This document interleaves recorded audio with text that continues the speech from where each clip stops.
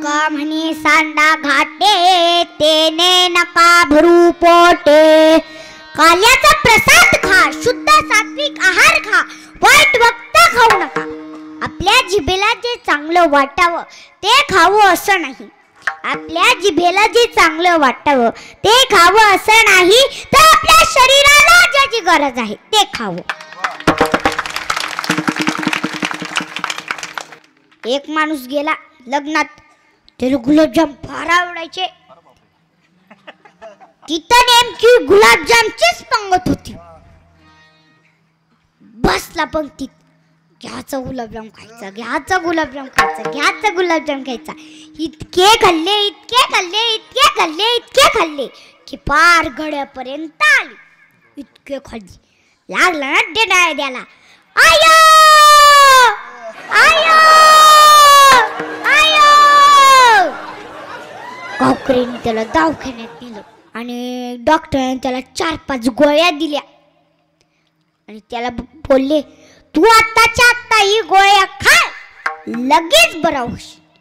हे गोळ्याकडे पाहतो, डॉक्टरकडे पाहतो, गोळ्याकडे पाहतो, डॉक्टरकडे पाहतो, गोळ्याकडे पाहतो, डॉक्टर पाहतो.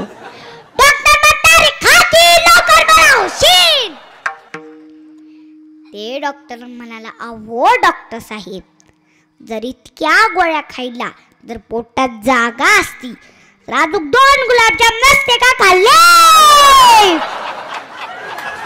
आता काय मरतो का.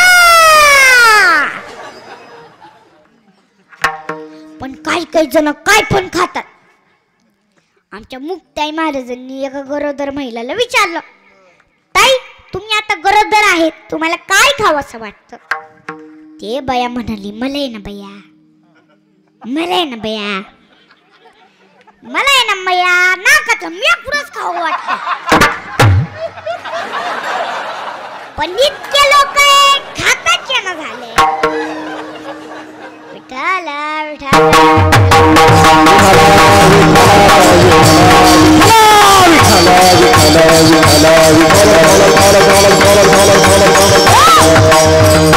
ही झाली जीवाची आवड. आता संतांची आवड. संतांना काय आवडते. संतांना तीर्थक्षेत्र आवडते, संतांना देवाचे रूप आवडते, संतांना देवाचे नामस्मरण आवडते. आता ते नामस्मरण कसं करावे तर आवडीने आणि भावाने हरिनाम घेतातच, म्हणूनच त्यांची चिंता तो देव. आवडीने